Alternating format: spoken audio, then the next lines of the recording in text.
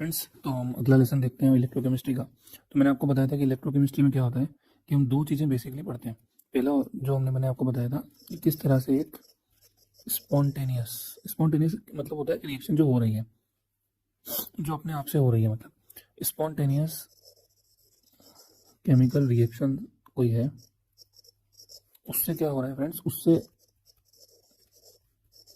Electrical energy बन रही है। तो आज हम यही वाला जो पॉइंट है हम ये देखेंगे। तो इसमें क्या होता है फ्रेंड्स, हमको क्या पढ़ना पड़ता है, हमको पढ़ना पड़ता है गैल्वेनिक सेल। ठीक है, तो ये गैल्वेनिक सेल या आप बोल दो उसको इलेक्ट्रो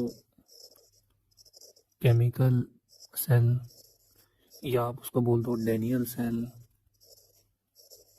या आप उसको बोल दो वोल्टिक सेल। तो ये सारे क्या है friends, this all are same. इसमें क्या होगा फ्रेंड, इस तरह से दो चेम्बर होते हैं, एक ये वाला चेम्बर, एक ये वाला चेम्बर। इनमें क्या होता है, हमारा सॉल्यूशन होता है। ठीक है, और ऐसे इसमें जो है दो इलेक्ट्रोड्स होती हैं फ्रेंड्स,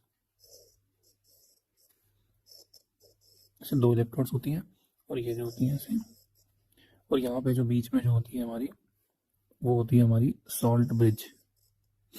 अभी मैं बताऊंगा कि सॉल्ट ब्रिज का फंक्शन क्या होता है।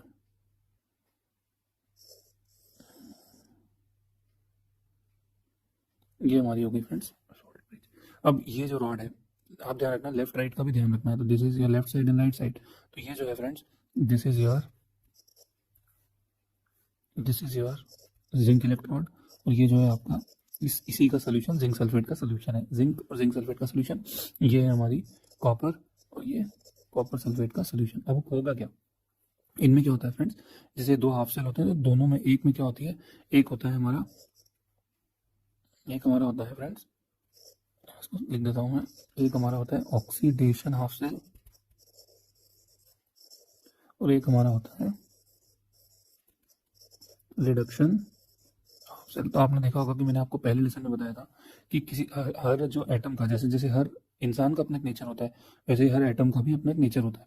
तो वो नेचर कैसा होता है, उसका इलेक्ट्रॉन डोनेट करना है कि एक्सेप्ट करना है। अब जैसे दोनों एक, अब यहाँ पे जिंक और कॉपर की बात हो रही है, तो यहाँ पे जिंक और कॉपर में अगर आप कंपेयर करोगे तो जिंक का ऐसा नेचर है कि ये इलेक्ट्रॉन दे देता है बेचारा, और कॉपर का नेचर है जो इलेक्ट्रॉन ले लेता है। हो सकता है कल को कॉपर सिल्वर के साथ बैठ जाए, तो फिर सिल्वर का जो नेचर है वो कंपेरेटिवली इससे जो ज़्यादा इलेक्ट्रॉन लेने का है, तो फिर कॉपर को इलेक्ट्रॉन देने पड़ेंगे। होता है ना, पर्सनालिटी, हैवी पर्सनालिटी आ गई। ठीक है, तो यहाँ पे हम किसकी बात कर रहे हैं फ्रेंड्स, यहाँ हम बात कर रहे हैं हमारे कॉपर और जिंक की। अब क्या होगा, एक ऑक्सीडेशन होता है और एक रिडक्शन हाफ सेल होता है। तो अब ऑक्सीडेशन हाफ सेल में कैसी रिएक्शन होगी, जैसे मैं लिख देता हूँ ऑक्सीडेशन हाफ सेल। ठीक है, तो ऑक्सीडेशन हाफ सेल में क्या रिएक्शन होगी फ्रेंड्स, जिंक होगा,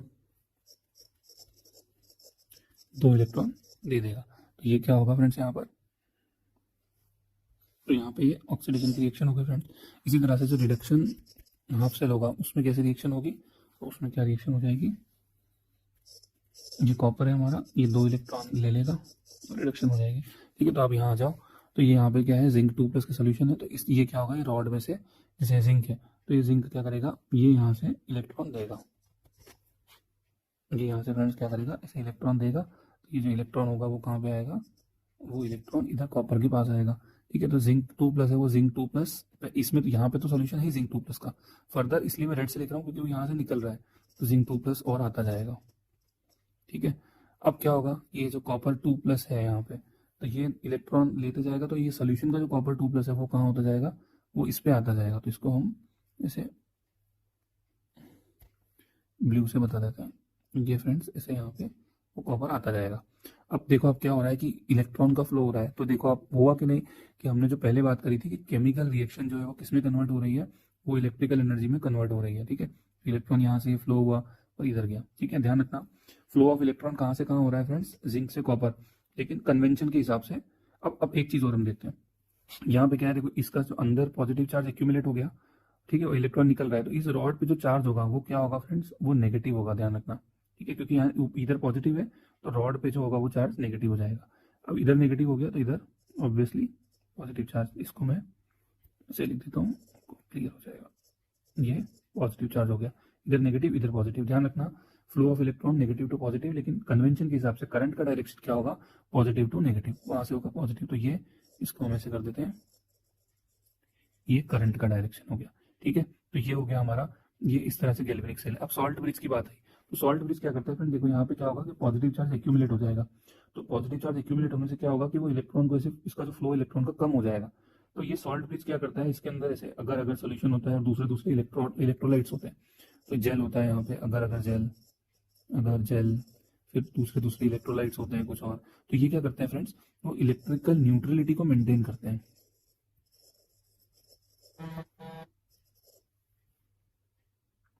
तो ये सॉल्ट ब्रिज का मेन फंक्शन होता है। ठीक है, अब ये जब हमको समझ में आ गया ऑक्सीडेशन हाफ सेल। ठीक है, अब अगर इसकी कंबाइंड रिएक्शन हम लिखेंगे इस पूरे सेल की, तो फ्रेंड्स कैसे लिखेंगे, ये जिंक 2 पॉजिटिव बन गया, कॉपर 2 पॉजिटिव,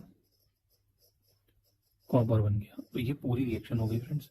ठीक है, ये सब हमने क्या करा, हमने दोनों हाफ लिखना भी सीख ली, पूरी रिएक्शन लिखना भी सीख ली। अब आपको ये पूछा जाता है, जैसे आपको ये सेल दे देंगे, फिर आपको बोलेंगे कि आप जो है इसका ईएमएफ निकालिए, ईएमएफ ऑफ सेल। मतलब अभी क्या हो रहा है, यहाँ पे आप देखोगे कि इस इलेक्ट्रोड की एक पोटेंशियल है, इस वाले इलेक्ट्रोड की। क्यों, क्योंकि पॉजिटिव, अगर यहाँ पॉजिटिव और नेगेटिव, यहाँ पॉजिटिव और यहाँ नेगेटिव। ठीक है, ये पॉजिटिव नेगेटिव, तो एक पोटेंशियल है इनके अंदर। ठीक है, तो ये इसकी, इस वाले की पोटेंशियल और इस वाले की पोटेंशियल, तो आप ये इसको जो पूरे सेल की आप क्या बताओगे, पूरे सेल का ईएमएफ बताओगे। वो हमको कैसे बताना है, सबसे पहले मैं आपको बता दूं कि इस ईएमएफ ऑफ सेल का फॉर्मूला क्या होता है friends, E R minus E L. E R minus E L का मतलब ई राइट माइनस ई लेफ्ट। अब राइट में क्या है और लेफ्ट में क्या है, आपने सोच रहे होंगे कि सर ने अभी तक नहीं बताया कि कैथोड क्या है एनोड क्या है। तो देखो फ्रेंड, हमेशा एक चीज को ध्यान रखना कि जिस रॉड पे, जहां पे रिडक्शन होता है, वो हमेशा क्या होगी, कैथोड होगी। और जहां पे ऑक्सीडेशन होगा तो वो क्या हो जाएगी, ऑब्वियसली एनोड हो जाएगी। सी आर आपने सुना होगा, C R class representative, cathode मतलब रिडक्शन। ठीक है, तो एनोड का मतलब ऑक्सीडेशन। अब मुझे आप देख के बताओ यहाँ पर कि कौन सी रॉड पे ऑक्सीडेशन हो रहा है। तो इस वाली रॉड पे फ्रेंड्स ऑक्सीडेशन हो रहा है, तो ये वाली क्या हो जाएगी, this will become anode and this will become cathode. ठीक है, तो ये हो गया। अब हमको क्या करना है, यहाँ पे ईएमएफ ऑफ सेल है, तो ई राइट माइनस ई लेफ्ट। अब जो ये, अब आप पूछोगे कि सर पोटेंशियल तो है, पर कौन सी पोटेंशियल है, ऑक्सीडेशन की पोटेंशियल है कि रिडक्शन की पोटेंशियल है। तो ध्यान रखना, ये जब साइंटिस्ट ने डिसाइड किया कि हमेशा हम ईएमएफ ऑफ सेल जब भी निकालेंगे तो हम ई राइट माइनस ई लेफ्ट करेंगे, मतलब ई कैथोड, और राइट में कौन है, कैथोड है, तो ई कैथोड माइनस ई एनोड ही करेंगे। और उसमें भी क्या लेंगे फ्रेंड्स, ब्रैकेट में लिख देता हूं मैं, हम क्या करेंगे, हम लेंगे हमेशा हमारी रिडक्शन पोटेंशियल,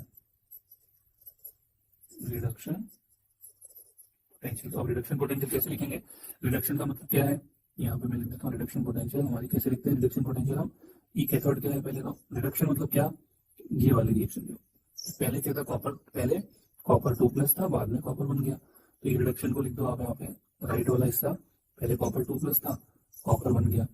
अब एनोड की भी रिडक्शन पोटेंशियल ही लिखनी है, तो हम कैसे लिखेंगे, जिंक 2 प्लस था, जिंक बन गया। ध्यान रखना, आप ये मत सोचना कि सर वहां पे तो ऑक्सीडेशन हो रहा है, आपने ऐसे क्यों लिख दिया, क्योंकि हमको दोनों को कंपेयर करना है।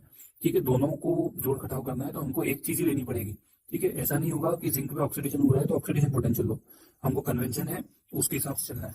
ठीक है, तो अब क्या हो गया फ्रेंड्स, हमारा ये हमने लिख दिया। अब हमको क्या है, यहाँ पे इसकी और इसकी रिडक्शन पोटेंशियल हमको पता होनी चाहिए, तो वो गिवन होती है। ठीक है, अब याद करो तो ठीक, नहीं करो तो भी ठीक। अब हम देख के उसको लिखते हैं, तो यहाँ पे क्या हो जाएगा फ्रेंड्स, हमारा इसकी जो रिडक्शन पोटेंशियल होती है वो होती है 0.34, वो पॉजिटिव में होती है। और इसकी जो रिडक्शन पोटेंशियल होती है वो क्या होती है फ्रेंड्स, वो नेगेटिव में होती है। तो यहाँ पे नेगेटिव आएगा, तो यहाँ पे नेगेटिव आएगा, 0.34 माइनस माइनस प्लस 0.76। हमारा कितना आंसर है फ्रेंड्स, 1.10 वोल्ट।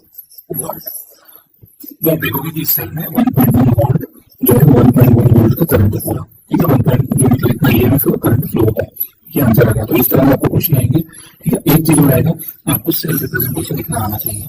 जो क्वेश्चन है आपको करिएगा, सेल रिप्रेजेंटेशन कैसे होगा, यहाँ पे आप सॉल्ट ब्रिज को लिख देना। ठीक है, सॉल्ट ब्रिज के बाद ये राइट वाला हिस्सा, दिस इज लेफ्ट वाला हिस्सा, ये आपका होता है फ्रेंड्स राइट वाला।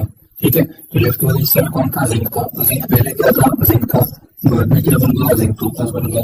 ठीक है, यहाँ पे इसकी कंसेंट्रेशन, अब ध्यान रखना, अभी मैं आपको एक चीज और बताता हूँ, जो कंसेंट्रेशन अभी बोल देना, राइट में क्या हुआ, कॉपर था, तो कॉपर पहले क्या था, CO2 प्लस था, बाद में क्या बन गया, कॉपर बन गया। ठीक है, तो ये तो सॉलिड है, यहाँ पे कंसंट्रेशन आएगी, क्या नहीं आएगी। ठीक है, कंसंट्रेशन कहाँ पे आएगी, इसमें आएगी। ओके, अब ध्यान रखना, ये जो हम लिख रहे हैं ना फ्रेंड्स, ये हम क्या लिखना, ये E डिग्री है, क्या डिग्री है, स्टैंडर्ड है, मतलब जो सोल्यूशन है ना कि इस चेंबर में ये कैसे है, इसकी कंसंट्रेशन क्या है फ्रेंड्स, इनकी कंसंट्रेशन है 1 मोल पर डेसीमीटर क्यूब, मतलब यूनिटी 1 मोल पर डेसीमीटर क्यूब, तो यूनिटी कंसंट्रेशन है इसकी। ठीक है, तो ऐसे केसेस में क्या होता है, जब यूनिटी कंसंट्रेशन होती है तो जो पोटेंशियल आती है वो कैसे आती है, स्टैंडर्ड पोटेंशियल आती है। अब हम जब नेक्स्ट इक्वेशन आगे पढ़ेंगे तो देखेंगे कि अगर कभी कंसंट्रेशन यूनिटी ना हो तो क्या होगा। ठीक है, तो अभी हमने सब रिप्रेजेंटेशन लिखना सीख लिया। ठीक है, तो अब फर्दर जो क्वेश्चन होंगे वो भी हम करेंगे। नेक्स्ट में हम क्या लिखेंगे, standard hydrogen electron. Okay friends, thank you so much.